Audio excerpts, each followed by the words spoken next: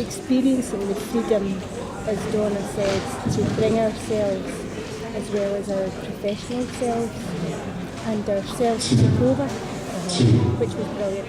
You're not allowed to do that where you work. Cynicism was kind of part of my everyday, and I wanted rid of that. And I think it is beginning to go. It's definitely beginning to go.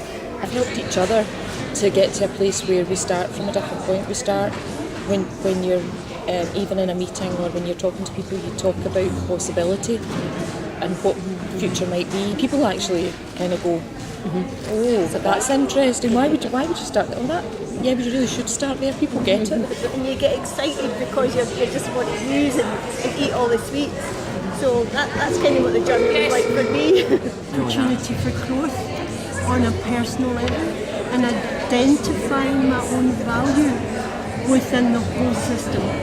And in order for changes and for the system to change, it's about me being educated to understand differently and to see the impact that I can have personally and growth and change. That's what it's been for me. Thank you. Me? ULab has been an amazing opportunity. We've used it as a major platform for our think tank. It's worked perfectly.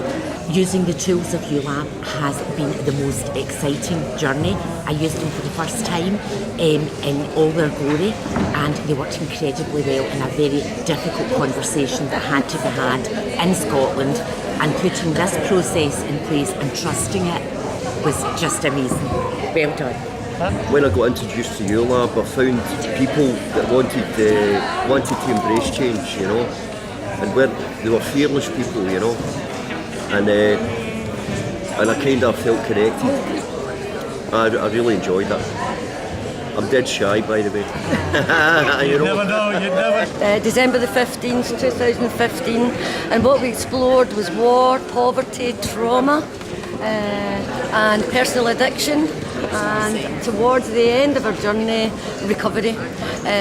We noticed big changes in Scotland too. We were called the sick man of Europe, and we say no. What we say is we're in recovery, Scotland is recovery, and change is possible. Je suis en Écosse depuis le mois de septembre et j'ai eu la chance de découvrir le ULab ici en Écosse et de participer avec des amis. I just have more best idea of my prototype only 3 weeks ago. Je trouve ça formidable. Merci beaucoup. I actually went on the presencing course, foundation course in Oxford, and it's totally changed the way that I think. But I'm still I'm struggling to actually articulate the impact. I've got lots of seeds, but I need to work out what my next move is. I very much hope that we will keep going next year, and quite what we do, I think is up to our discussion today. Please do let us know if you've got suggestions about that. These techniques we learn at ULab, practice, practice, practice. You can't blend the old into the new, you need to get some parallel systems running. Would you consider coming out of denial and into recovery? We've got a platform delivery that we're ready to deliver to the whole country. Thank you very much. What sums it up, though, is social presencing, Kaylee. I have to mention that because that was a suggestion. Gloriously irrelevant. Deep listening, moving from ego to equal, suspending the voice of judgment as organisations and people go through change. These things are going to be relevant in the years to come. We're going to create something across Europe, Russia, Tel Aviv, and that's our contribution so far. Part of a 9-person hub in Haddington, and my learning is the power of hospitality, simple things, just having people bring something to eat. The power of just silence, alone time, which actually grew with confidence to that point where we actually dared to sit for 10 minutes with ourselves as a group. The deepening sense of what people can be about and also wanting to continue to keep going. So what I learned yesterday is that death is not a failure. This is a very scary process. Sometimes people are going to need to protect their back and they're going to withdraw. And that's not a failure.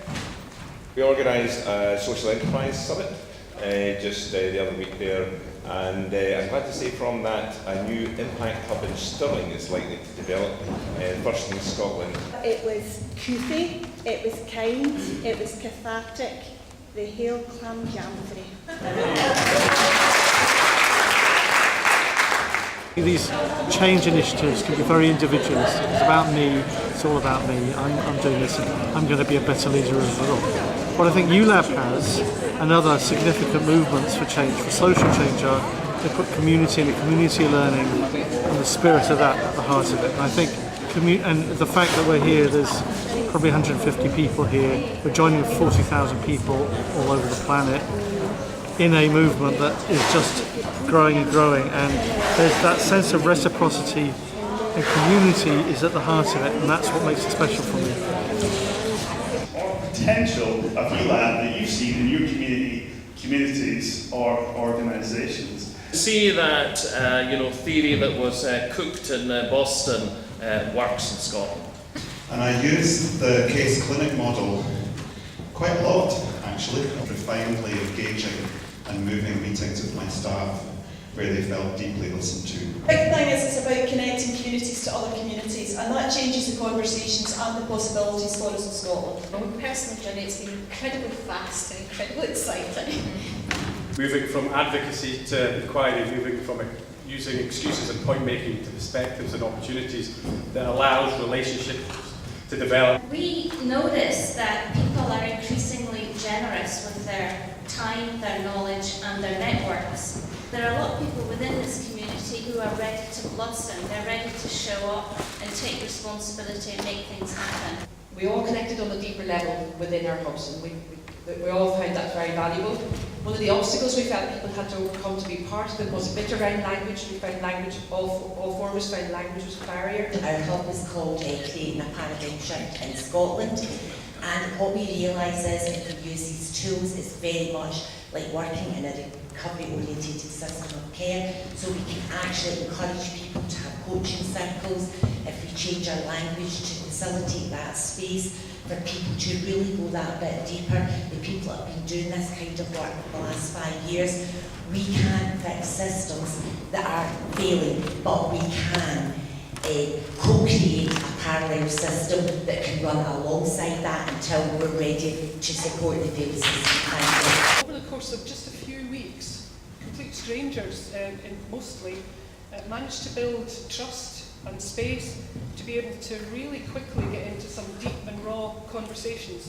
Ken's been keeping me up to date with the whole concept of ULab, because it's just in a really creative, formative space, and I think we've got to have that space. I think we really need it in Scotland. Going through the whole referendum experience in 2004, I was struck by the profound impact that happened during the referendum. There were bits of the kind of dialogue which were a bit intemperate, but deep down there was a lot of talking.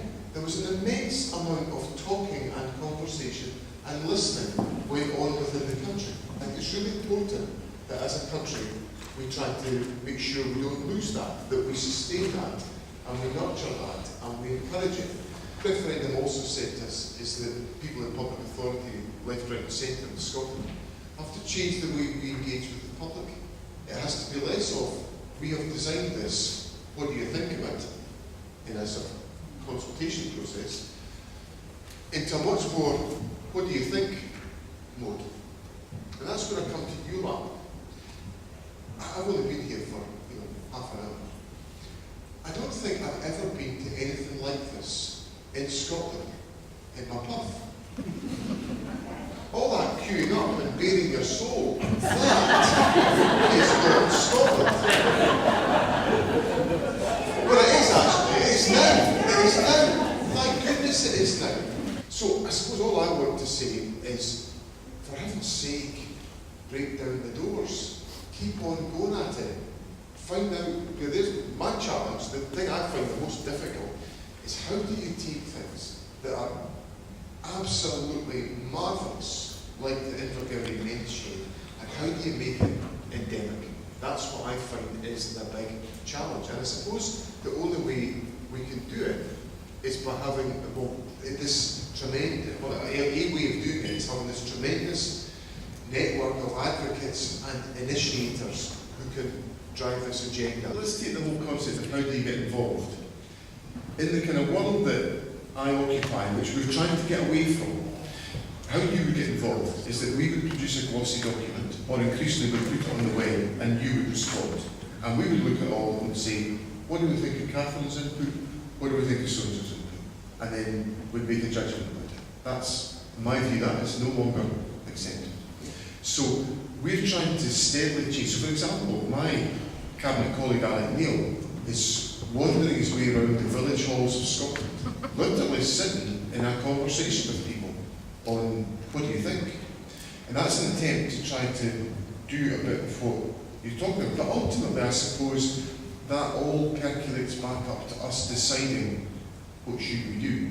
Whereas I think some of these processes would actually change fundamentally the way we think about things. And I spend a lot of my time trying to break down the boundaries that exist between different disciplines to get people to think more collectively. Because the big lesson I learned in my 8.5 years as a government minister is not a single problem is ever solved in one neat little compartment. Never. So I think some of the techniques of this process will help us in that challenge.